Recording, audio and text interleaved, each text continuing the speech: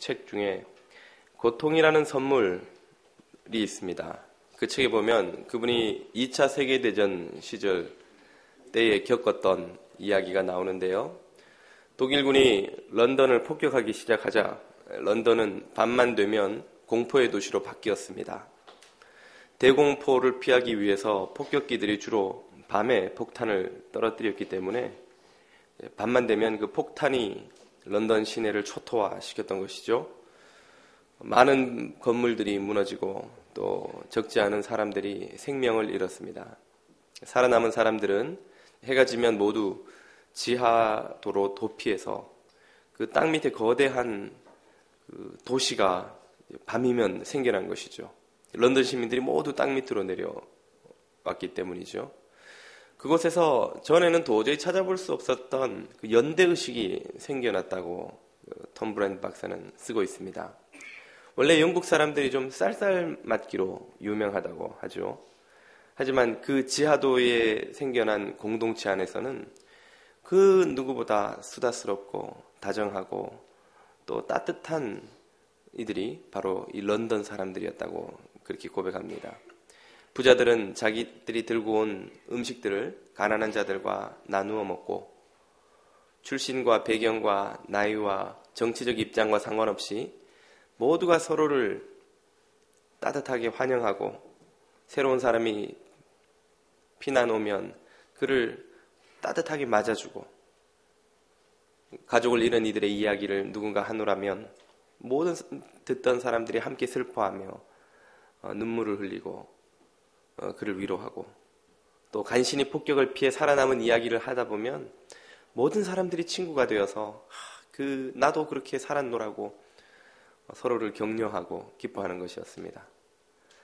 한 임산부가 출산할 때가 되어서 진통이 시작되자 모든 사람들이 모여들어서 갑자기 할아버지, 할머니, 형제, 자매, 누이처럼 그녀를 돌아보고 염려하고 기도하고 여자들은 모두 그녀 주변에 모여들어 그녀가 순산할 수 있도록 돕고 새 생명이 태어나자 또 모든 사람들이 막 기뻐하며 즐거워하며 마치 자신의 아이가 태어난 양 그렇게 행복해 하는 것이죠. 그곳에서는 슬픔은 반이 되고 기쁨은 배가 되는 놀라운 공동체 의식이 그곳에 생겨났던 것입니다. 정치적 입장이 다른 이들도 출신과 배경이 다르고 평소 도저히 하나로 묶일 수 없었던 이들도 모두 다 영국의 승리라는 하나의 목표를 기원하며 하나의 공동체로 가족과 같은 그런 뜨거운 사랑과 연대를 그곳에서 경험할 수 있었다는 것이죠. 그들은 지상에서 가족을 잃었지만 땅 밑에서 새로운 가족을 얻는 특별한 경험을 하였습니다. 바로 이것은 그리스도인들이 교회에 들어올 때 경험하게 되는 일에 대한 아주 선명한 비유라고 말씀드릴 수 있습니다. 그리스도인들은 교회에 들어와 하나님의 가족 구성원이 되어 세상에서 갖지 못한 놀랍고도 거대한 가족을 가지게 됩니다. 그것이 바로 예수님께서 마가복음 10장 29절 30절에서 우리에게 약속하여 주신 바입니다. 마가복음 10장 29절을 보시면 예수님이 당신을 믿는 이들에게 두 가지 약속을 해주십니다. 표준 세번역으로 읽어보죠. 예수께서는 이렇게 말씀하셨다. 나는 분명히 말한다. 누구든지 나를 위하여 또 복음을 위하여 집이나 형제나 자매나 어머니나 아버지나 자녀나 토지를 버린 사람은 30절 현세에서 박해도 받겠지만 집과 형제와 자매와 어머니와 자녀와 토지의 축복도 100배나 받을 것이요 내세에서는 영원한 생명을 얻을 것이다. 두 가지 약속을 주셨는데 이 두 번째는 좀 이해하기가 어렵지 않습니다. 죽어서 영생을 얻는다. 그렇겠지. 기독교가 약속하는 것이 그것이니까. 그러나 첫 번째는 살아있는 동안에 잃어버린 집, 형제, 자매, 어머니, 자녀, 토지, 축복을 어떻게 100배나 받을 수 있단 말인가? 내가 집을 잃으면 100채를 받나? 잃어버린 땅에 100배? 가족을 어떻게 100배를 받는가? 이것은 유대교에서 기독교 신앙을 가진 사람들이 겪게 되는 그 상황을 배경으로 합니다. 유대인들이 기독교 신앙을 받아들이게 되면 유대교 사회로부터 축출되어서 모든 생활 기반을 잃게 되지요. 다 빼앗기고 그뿐 아니라 심지어 가족 공동체에서도 쫓겨납니다. 유대교도들은 자녀들이 기독교인이 되면 그의 이름을 족보에서 지워버리고 가족에서 쫓아내어버리죠. 요즘도 가끔 이 중동 사람들을 다루는, 중동의 문화를 다루는 무슨 영화나 드라마를 보면 뭐 딸이 가족의 명예를 더럽혔다고 해서 오빠가 딸을 살해하는 스토리가 있고, 부모가 딸을 동네 사람들 앞에 던지면 돌로 쳐서 죽이는 그런 풍습이 아직도 중동에는 있습니다. 그만큼 이 공동체의 어떤 룰을 어기고 공동체를 배신하는 사람은 용납하지 않는 문화가 중동에는 있었던 것이죠. 유대교 사회에서도 기독교를 받아들이는 사람들은 그런 식으로 공동체에서도 축출하고 가정에서도 쫓아내어 버렸던 것입니다. 그러면 기독교 신앙을 가진다는 그 사실 때문에 그들은 갑자기 이 세상의 고아처럼 버려진 존재가 되는 겁니다. 바로 그런 이들에게 주시는 말씀이죠. 그런 이들이 교회에 들어오면 교회에서 새로운 가족을 얻게 된다는 뜻이죠. 그리고 새로운 부를 얻게 된다는 뜻인데, 여기서 말하는 부는 내가 잃어버린 재산을 내 이름으로 다 100배를 어카운트에 넣어준다, 이런 차원의 문제가 아니라 공동체가 가지고 있는 모든 부가 다 나의 것이 된다, 그 말입니다. 우리 공동체가 다 가족이기 때문에 아버지가 돈이 많으면 자녀도 부자인 것처럼 이 공동체 모두가 가진 집과 토지와 땅과 부가 모두 그 공동체 구성원 모두의 것이 되어 있기 때문에 나 역시 100배나 받게 되는 놀라운 경험을 하게 된다는 것이죠. 초대교회는 실제로 이 예수님의 약속이 그대로 문자 그대로 이루어졌습니다. 그들은 아버지와 어머니로부터 버림받았지만 교회에 들어와서 새로운 아버지 어머니를 100명을 넘게, 새로운 형제 자매를 100명을 넘게, 새로운 자녀를 100명이 넘게 그들은 가지게 되었고, 그들 모두가 가진 것이 모두 나의 것이나 마찬가지인 공동생활을 그 공동체에서 하게 되었다는 것이죠.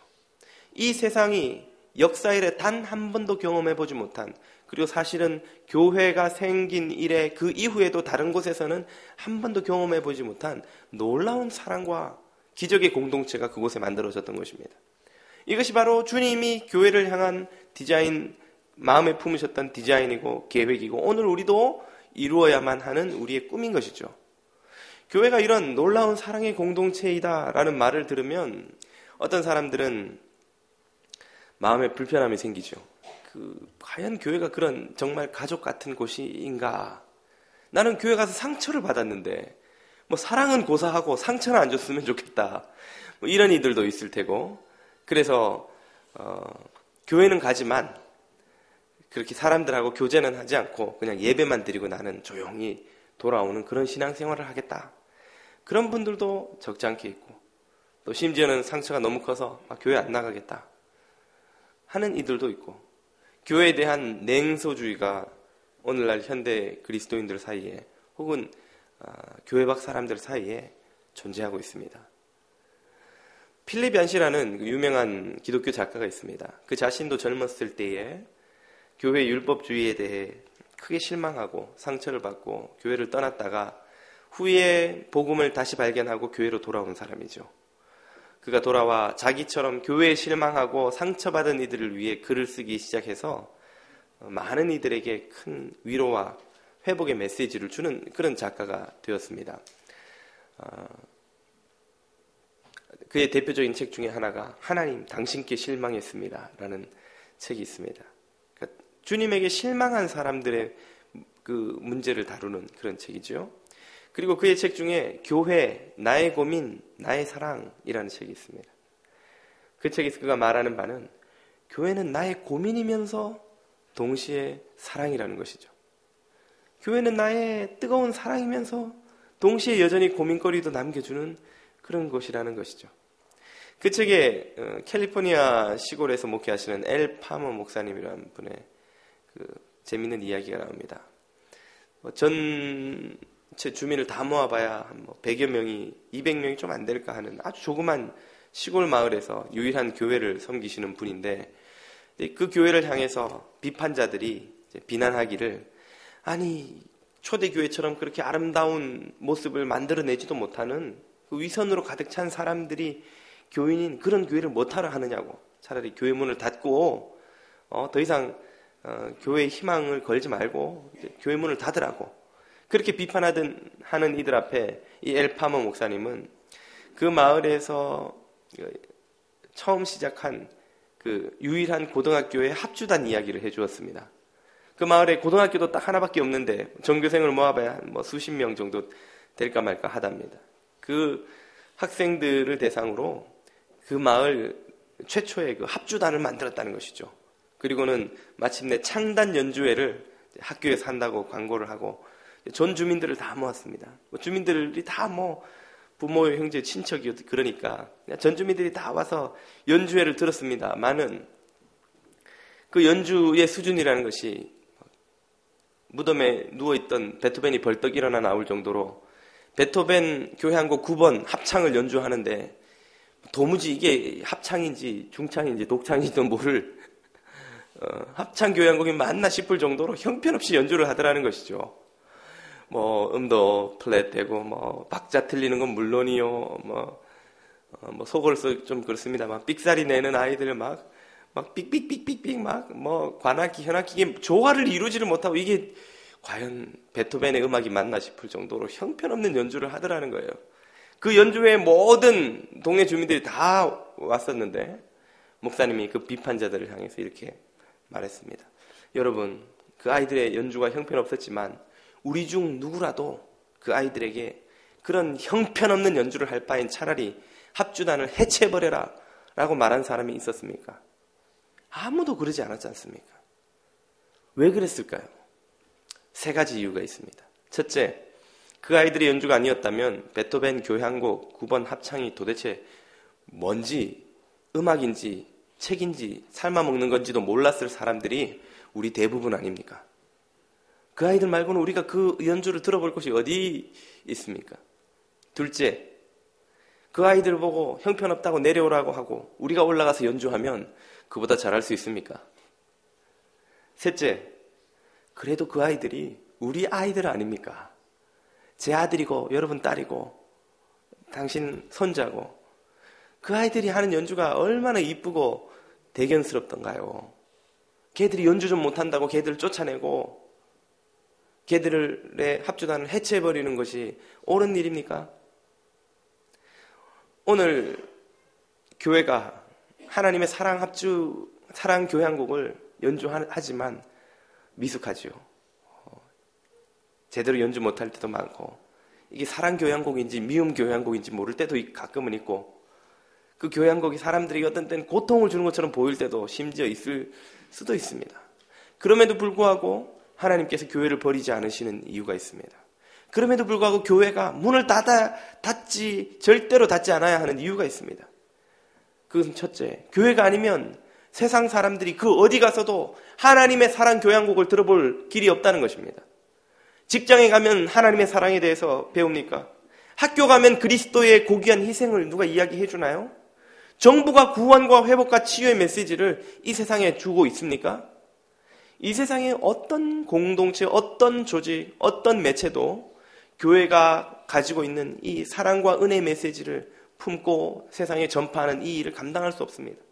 교회 외에는 그 일을 할 수 있는 곳이 이 세상에는 없습니다. 그러므로 여전히 교회는 세상의 희망인 것이죠. 교회는 여전히 세상의 축복의 통로인 것입니다.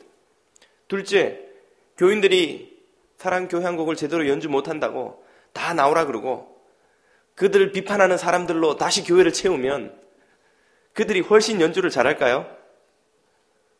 그 누구도 확신할 수 없다는 것입니다. 다른 사람으로 바꾼다고 그들이 뭐 특별히 잘할 거라고 누가 기대할 수 있습니까? 대개 비판하는 사람들이 맡으면 더 잘하던가요? 더 못하던가요? 더 망쳐놓는 경우가 더 많죠. 마지막 셋째, 아무리 그리스도인들이 제대로 사랑 교향곡을 연주하지 못한다고 해도 그래도 주님의 아들이요 딸들입니다. 주님이 독생자의 핏값을 주고 산 영혼들입니다. 그들이 좀 미숙하고 못나고 어리석다고 가르친 대로 못 따라한다고 순종하는데 느리다고 주님이 그들을 버리거나 포기하거나 잊어버리거나 외면하지 않으신다는 것이죠. 저희 평화가 말을 배우다 보니 웃지 못할 에피소드들이 많습니다. 며칠 전에 평화가 제게 쫓아오더니만 아빠 라스트 네임 뭐야? 그러는 거예요. 아빠 라스트 네임은 킴이지. 나도 킴인데? 아빠도 킴이었어? 야, 반갑다. 너도 킴이었구나. 우리 혹시 너랑 나랑 패밀리가 아닐까? 그런데 아빠 이상해. 엄마도 킴이야. 그래, 사랑이도 킴이잖아. 우리 집은 다 킴이네. 평화가 저게 뭘 하다가 잘 안 되니까 아빠 이거 도와줘 그러는 거예요. 그래서 제가 어른한테 말할 때는 도와줘 라고 말하면 안 되고 도와주세요 라고 정중하게 이야기해야 돼. 따라해봐. 도와주세요. 도와주세요. 좀 이따 평화가 화장실에 들어갔는데 아내가 노크도 안 하고 그냥 불쑥 문을 열고 들어갔답니다. 그랬더니만 평화가 엄마를 딱 쳐다보면서 엄마 나가버려 주세요 그러는 거예요. 나가버려 주세요. 그 말을 듣고는 아내가 어떻게 했을까요? 뭐? 엄마한테 나가버려 주세요? 그러지 않고 아내가 박장대소를 하면 저한테 와서는 여보 평화가 나보고 나가버려 주세요래. 그리고 막 웃는 거예요. 저도 같이 웃었습니다. 어떻게 하는 것이 맞는 것입니까? 이 형편없는 놈, 아빠가 그렇게 가르치더냐? 나가버려 주세요가 뭐냐? 그따위로 말할 거면 앞으로 말하지 마. 너에게 침묵을 명한다. 너 같은 놈이 말을 하는 건 정말 이 말을 오염시키는 거야. 한국말에 대한 모욕이야. 이 형편없는 놈 같은 이라고. 너 같은 걸 내가 아들이라고 믿고 있었던 내가 후회스럽다. 여보 어째 우리가 이런 아들을 낳고 지금까지 부모로 살아왔어. 어떤 부모가 그렇게 하겠습니까? 말을 하는 것만 해도 대견스럽죠. 그 아이가 나는 말을 잘 못하니까 내가 말해서 부모에게 심려를 끼치느니 차라리 입을 다물고 살래. 그리고 말도 안 하고 고개만 꼭 하고 너 왜 말을 하지 않느냐. 이렇게 미숙하게 형편없이 한국말의 명예를 더럽히며 말하느니 저는 차라리 침묵하며 살래요. 그러면 부모의 마음이 기쁘겠습니까? 그래 너 같은 건 내 진작 그렇게 좀 침묵을 명했어야 되는 건데 내가 이제야 네가 깨달았구나. 부모 그러겠습니까? 그 아이가 말을 안 하면 얼마나 부모가 속상할까요? 미숙해도 틀려도 좀 잘 못해도 부모는 그 아이가 말을 더 많이 하기를 기대합니다. 그 아이가 처음 아빠를 부르던 그 순간, 처음 엄마, 맘마라고 말하던 그 순간, 아이는 사실 엄마 부른 것도 아닌데 원래 입을 벌리면 맘마마 이 소리 나죠. 모든 나라의 아기들이 다 엄마 부르는 소리 맘마, 엄마, 마마 뭐 다 똑같은 거예요. 근데도 그게 자기 부르는 건 줄 알고 막 엄마는 좋아가지고 막 흥분하고 말이죠. 여보, 애가 날 불렀어요. 아닌데 혼자 좋아하는 거예요. 아이가 말을 한다는 게 얼마나 대견합니까? 아이가 아빠가 시키는 대로 주세요라고 말 붙이는 것만 해도 얼마나 대견합니까? 말 실수할까봐 주세요라고 하라고 하긴 하셨는데 과연 나가버려 뒤에 주세요를 붙이는 게 문법적으로 맞나? 이 생각하느라고 애가 막 고민하고 있다가 모르겠다 그냥 일이나 보고 나가자 그러고 말 안 나오면 그게 부모의 행복인가요? 아니요. 모든 부모들은 아이가 미숙해도 말하기를 원하죠. 틀려도 좀 더 말하기를 원합니다. 내가 바로 잡아주면 되는데 네가 틀리는 건 문제가 아니에요. 안 하는 게 문제지. 말을 하면 내가 가르쳐줄게. 내가 이렇게 말하는 게 맞고 이렇게 말하는 거는 틀리고 지금은 네가 미숙하지만 언젠가는 내 말을 이해할 거고 언젠가는 아빠보다 더 유려하게 아름답게 정교하게 그리고 예의 바르게 또 풍요로운 단어를 가지고 멋진 말을 하게 될 거다. 그게 모든 아버지의 모든 어머니의 소망 아닙니까? 그렇다면 하나님은 우리에게 어떻게 하실까요? 우리가 사랑을 한다고 하지만 이게 내가 사랑하는 게 맞는지 내가 정말 이기심을 숨기고 좀 위선 떠는 게 아닌지 내가 이게 도와주는 건지 마는 건지 이게 막 자신도 확신이 안 설 때에 아이고 야 그런 애를 관둬라 아이 그냥 사람들 만나지도 말고 집에 가 예배만 들고 집에 가 네가 있으면 문제다 야 네가 입을 벌리면 문제가 일어나 넌 안 하는 게 도와주는 거야. 어떤 하나님 한 분뿐이니까 뭐 어떻게 하나님이 자녀에게 그러겠습니까? 어떻게 하나님이 자녀를 그렇게 하시겠어요? 그러면 우리 중에 누구도 온전한 사랑의 그 성숙을 경험할 수 있는 사람은 아무도 없는 것이죠. 처음부터 그런 사랑을 경험할 그런 사랑의 수준에 도달한 사람이 아무도 없으니까 우리가 미숙해도 주님은 연주하라고 격려하시는 거예요. 우리가 잘 못해도 자꾸 말해보라고 주님은 우리를 격려해 주시는 것이죠. 괜찮다. 실수할 수도 있지만 그래도 포기하지 말고 사랑을 시도해라. 사랑을 훈련해라. 사랑을 배워라. 네가 잘 못하는 건 내가 바로잡아주마. 네가 좀 미숙한 건 내가 도와주마. 너희의 힘이 닿지 않는 곳에는 내가 채워주마. 나의 성령 하나님이 기름 부어 너로 하여금 너희의 모든 부족을 뛰어넘는 온전한 사랑의 자리에 그 성숙한 사랑의 훈련을 경험하고 사랑의 사람이 되어 사랑의 사람, 진리의 사람이 되도록 내가 너를 도와줄 것이다. 두려워 말라. 내가 너와 함께함이니라. 놀라지 말라. 내가 너의 하나님이 됨이니라. 내가 참으로 너를 도와주리라. 무슨 뜻입니까? 네가 사랑의 말을 해도 실수해도 내가 또 바로잡아 줄게. 그러니까 포기하지 말고 열심히 부지런히 네가 할 수 있는 한 새롭게 또 도전하고 또 도전하고 또 하라는 것이죠. 그렇게 할 때에 주님은 교회를 사용하셔서 이 세상 가운데 아름다운 사랑 협주곡이 9번 하나님의 사랑 협주곡이 울려 퍼지게 하신다는 것입니다. 오늘 읽은 사도행전 2장 42절 이하에서는 초대교회 합주단이 연주한 아름다운 사랑 교향곡이 울려 퍼지고 있습니다. 42절 한번 보시면 표준세 번역으로 봅니다. 그들은 사도의 가르침을 듣고 서로 도와주며 빵을 나누어 먹고 기도하는 일에 전념하였다. 여기에서 말하는 그들은 로마 제국 전역에서 유월절을 지키기 위해 이 예루살렘에 순례를 왔다가 오순절 성령 세례를 받은 사도들과 제자들의 설교를 듣고 회심한 3,000명의 공동체지요. 그들은 갑작스러운 이 영적 경험 때문에 고향으로 돌아가기를 포기하고 이 예루살렘에 남아서 사랑의 공동체를 하나님의 가족을 이루기로 결단한 것입니다. 3,000명이 갑자기 예루살렘에서 남았으니 그들이 잘 곳은 어디 있고 먹을 것은 어디서 나옵니까? 그들이 들고 온 여행 경비가 다 떨어지면 더 이상 묵을 수도 음식을 살 수도 없는 3,000명의 거대한 무리들.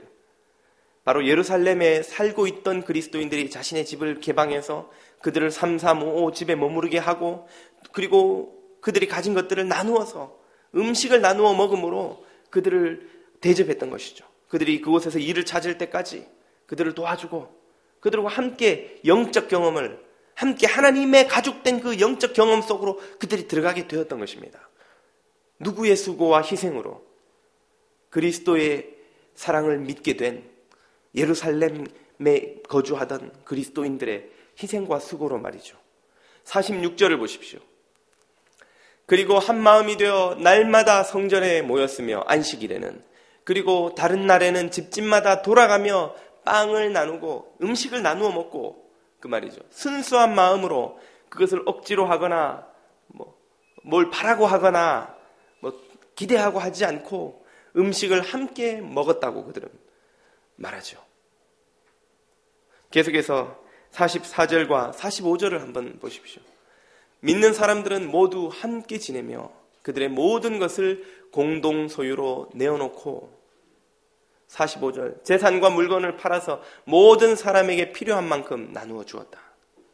이제 막스가 꿈꾸었던 능력에 따라 일하고 필요에 따라 가져가는 그런 이상사회가 초대교회 공동체에서 이루어졌던 것입니다.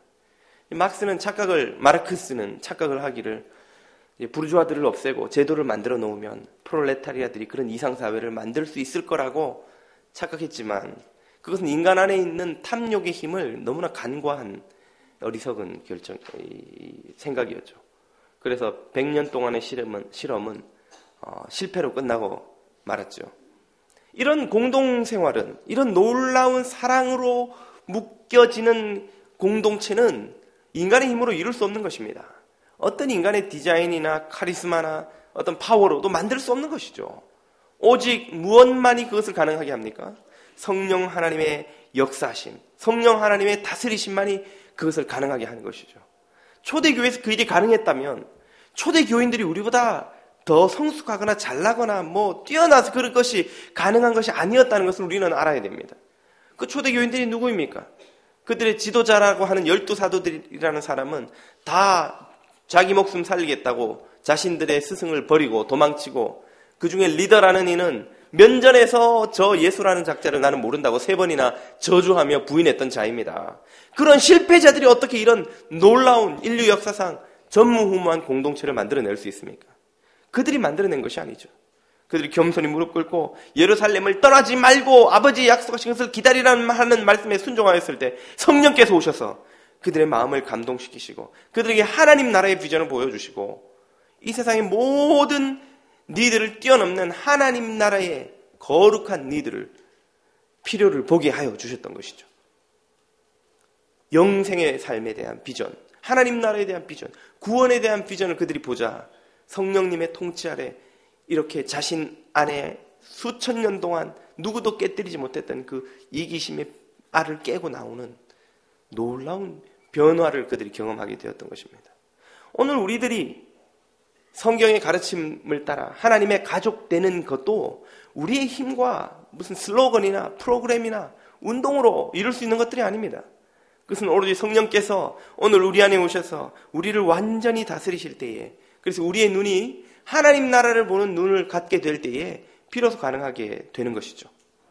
현대 그리스도인들은 영적인 열등감 내지 패배의식을 많이 가지고 있습니다. 성경 읽으면 항상 맞아, 초대교회 사람들은 잘하지, 하지만 우리는 초대교회 사람이 아니잖아. 그 사람들은 좀 스페셜한 사람들이고 우리는 너무나 평범한 존재들인데 어떻게 우리가 그들처럼 그렇게 사랑하고 섬기고 할 수 있단 말인가 하는 영적 패배의식을 가지고 있죠. 얼마 전에 제가 전병 목사님이라는 분의 그 설교를 듣다 아주 재미있는 이야기를 들었습니다. 교회 처음 갔더니 교인들이 기도 훈련이 안 돼 있는 것 같아서 이제 교인들하고 기도 훈련을 하자 생각을 하고는 기도의 사람 조지 뮬러라는 책을 다 사서 보게 하고 함께 읽었답니다. 그리고 나서는 집사님들께 물어봤대요. 이 조지 뮬러의 글을 읽으니까 어떠세요? 막 기도해야 되겠다는 막 그 열정이 생기지 않으세요? 아유, 목사님 말도 마십시오. 조지 뮬러는 조지 뮬러고 저는 접니다. 그 사람은 조씨니까 되죠. 저는 김씨거든요. 김씨들은 그렇게 기도 못합니다. 어떻게 2시간을 매일 무릎 꿇고 기도를 합니까? 조씨들이나 모여서 하라고 하세요. 대부분의 교인들이 그렇게 반응하더라는 거예요. 그래서 목사님이 참 어떻게 하나 그러고 있다가 사순절이 다가와서 그런 그 발표를 했답니다. 우리 교회에서 이번에 사순절 기간 동안에 저녁마다 주님의 고난에 동참하는 기도회를 하자고.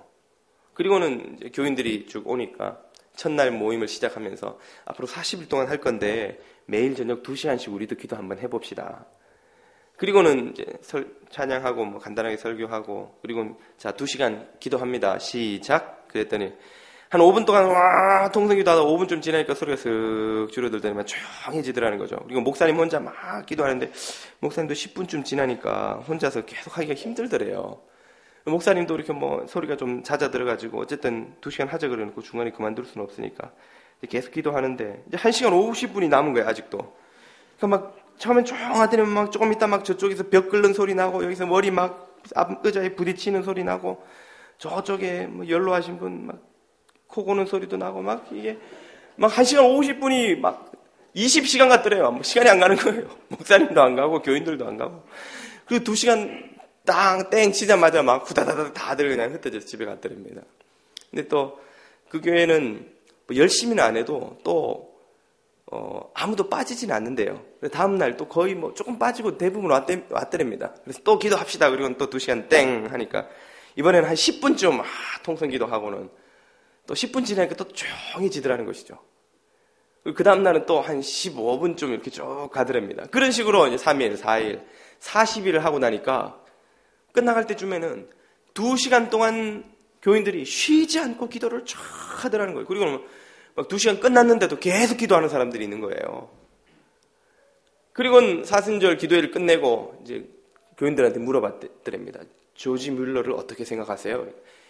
조지 뮬러 그 뭐 별것도 아닌 사람 그 사람 가지고 여기 2시간 기도 못하는 사람 어딨냐고. 우리 다 기도하는데 그거 가지고 책 썼다고. 뭐 그런 책 나도 쓰겠다. 뭐 아무것도 아니라고. 이제 목사님 걱정하지 마시고 우리 다 조지 뮬러보다 기도 많이 하는 사람이니까 뭐 목사님 아무 걱정하지 마시라고. 그러더라는 것이죠. 그래서 교회가 기도하는 교회로 바뀌게 된 이제 계기를 그렇게 설명을 하시더군요. 이 이야기 우리에게 보여주는 게 뭡니까? 성경에 나오는 믿음의 선배들, 믿음의 이 위인들의 전기에 나오는 그 위대한 성도들, 그들이 우리보다 뭔가 특별하고 스페셜한 사람들이어서, 뭔가 타고날 때부터 탤런트가 있어서 우리보다 더 잘하는 사람들이어서 그렇게 사랑하고 기도하고 헌신하고 순교를 마다 않고 하나님 나라를 위해서 열매 맺었던 것인가요? 전혀 그렇지 않다는 것입니다. 그들이 우리보다 못 배웠으면 못 배웠고 가난했으면 가난했고 뭐 힘도 약했으면 약했지, 그들 중 누구도 우리보다 부유하고 잘 배우고 뭐 육체의 힘이 강하고 의지력이 원래 강하고 해서 그런 일을 감당해낸 사람이 아무도 없다는 것이죠. 무엇이 그들로 하여금 그런 위대한 믿음의 사람들이 되게 하였습니까? 성령 하나님께서 친히 임하셔서 그들을 통치하실 때 그렇게 되었다는 것입니다. 그렇다면 오늘 우리도 그 부르심에 응답하여 위대한 사랑의 공동체를 만들 수 있다는 것이죠. 오늘 우리도 초대교회처럼 뜨겁게 사랑하며 서로 남을 나처럼 이웃을 내 몸처럼 사랑하는 그런 공동체를 이룰 수 있다는 것이죠. 성령님의 통치를 받는 사람들 중에서 말입니다. 우리 가운데 선한 일을 시작하신 이가 그리스도 예수의 날까지 이루시리라 하는 약속의 말씀대로, 그러므로 우리가 선을 행하되 낙심치 말지니 때가 이름에 거두리라. 우리가 포기하지 않고 성령님을 의지하여 사랑하기에 힘쓰고 기도하기에 힘쓰고 이웃을 돌아보기에 힘쓴다면 오늘날에도 우리는 하나님께서 원하시는 그런 초대교회와 같은 공동체를 만들 수 있다는 것입니다. 그렇게 되면 47절과 같은 아름다운 열매들을 주께 올려드릴 수가 있게 되죠. 그들은 하나님을 찬양하였다. 이것을 보고 모든 사람들이 그들을 우러러보게 되었다. 주께서는 구원받을 사람을 날마다 늘려주셔서 신도의 모임이 커져만 갔다. 하나님께서 영광을 받으시고 교회 밖에 있는 사람들이 교회를 향해 존경을 품고 교회의 희망을 걸게 되고 수많은 영혼들이 그 복된 공동체에 소속되는 기쁨과 구원의 기쁨을 맛보고자 교회로 몰려오게 되는 부흥이 그곳에서 시작되었다는 것입니다. 부흥은 전도 많이 하자고 막 푸시해서 되는 것이 아닙니다. 물론 전도해야 되고 안 하면 안 되는 것이지만 전도 이전에 공동체 안에 살아 역사하시는 하나님의 사랑의 공동체가 있어야 나가 전도도 하고 싶은 것이죠. 교회 와서 막 상처받고 교회 가기 싫고 이런데 목사님이 전도 안 하냐고 막 말로 때리면, 맞으면 여러분이 전도하고 싶으시던가요? 또 나가서 하면 그게 전도가 됩니까? 내가 이 사람 또 교회 한 명 더 데려가서 또 상처받게 만드는 거 아닌가? 내 마음에 불안이 있어서 전도를 못하는 거예요. 내 마음에 확신이 없어서 정말 이 사람을 교회로 데려오면 이게 이 사람한테 정말 유익한 일인가? 어떤 경우는 그것조차도 막 확신이 안 들 때가 있죠. 그런 경우에는 어떤 전도 프로그램도 소용이 없는 것입니다. 모든 전도 훈련 이전에, 전도 프로그램 이전에, 전도를 우리가 독려하기 이전에 우리 안에서 참된 사랑의 공동체가 존재한다는 것을 우리가 경험해야 되고 확신해야 됩니다. 그래서 누가 오더라도 이 교회에 속하는 것이 그의 인생의 가장 탁월한 선택이 되었다는 확신이 있어야만 그때서 전도도 되는 것이죠. 교회 부흥도 있는 것이죠. 그리고 그때서 참 하나님의 가족 되어서 거듭나는 삶을 경험할 수 있게 되는 것입니다. 오늘 저와 여러분이 바라보아야 하는 것이 바로 이러한 공동체 아니겠습니까? 뜨겁게 이웃을 사랑하고 뜨겁게 내 가진 모든 것을 나누어 줘도 아깝지 않은 형제 자매로 여기는 그런 사랑의 관계가 우리 안에서 이루어질 때에 하나님께서 초대교회를 통해 이루셨던 그 놀라운 구원의 역사가 오늘 우리 뉴저지 장로교회를 통해서도 이루어지게 될 줄 믿습니다. 이런 구원의 역사에 동참하시는 저와 여러분 되시길 축원드립니다. 기도드리겠습니다. 생명과 은혜의 주님 감사드립니다. 우리는 미숙하고 우리는 연약하고 우리는 무력하지만 그러나 주님께서 주신 이 아름다운 사랑의 노래를, 이 사랑의 멜로디를 세상 가득히 연주하여 서로 뜨겁게 사랑하고 뜨겁게 하나 되는 하나님의 가족 공동체를 우리 모두 만들 수 있게 도와주시옵소서. 예수님 이름으로 기도드립니다. 아멘.